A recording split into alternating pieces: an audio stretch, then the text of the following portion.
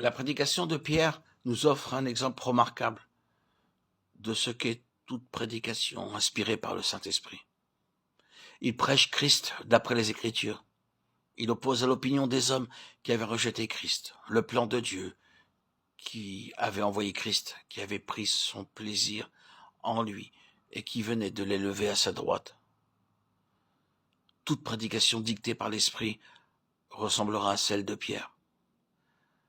L'Esprit est l'Esprit de Christ, l'Esprit de sa vie individuelle, qui vient prendre possession de notre individualité et rendre témoignage à notre esprit de ce que Christ nous a acquis. L'Esprit nous est envoyé, tout exposé, pour continuer l'œuvre que Christ avait commencée sur la terre, pour mener les pécheurs à recevoir sa rédemption et sa vie. Il ne pourrait en être autrement. Toujours l'Esprit rend témoignage de Christ. C'est déjà ce qu'il avait fait dans les Écritures. À présent, il continue à le faire dans le cœur du croyant. Le témoignage du croyant sera donc toujours conforme aux Écritures. L'Esprit en Christ, l'Esprit dans les Écritures, l'Esprit dans l'Église. Tant que ces trois cordons s'uniront pour former une même corde, nul ne pourra la rompre. L'effet de cette prédication est merveilleux et pourtant il ne dépasse pas ce qu'on devait en attendre. La présence toute puissante de Jésus est un fait si certain pour les disciples. La vertu d'en haut anime tellement Pierre.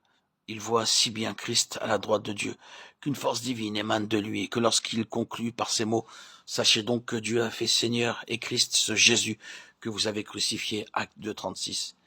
Des milliers touchés de componction reconnaissent le crucifié pour leur sauveur. L'Esprit envoyé aux disciples se sert d'eux pour convaincre ces pécheurs de leur incrédulité.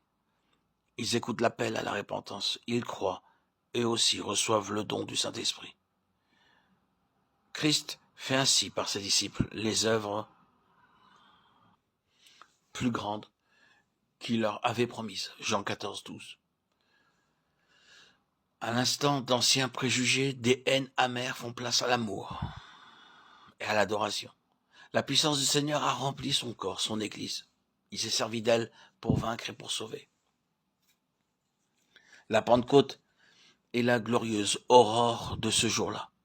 Elle est le premier de ces jours-là. Ésaïe 11, 10.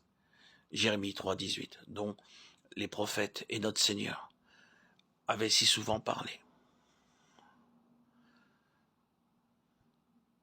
Elle est la promesse et le gage de ce que devait être l'histoire de l'Église.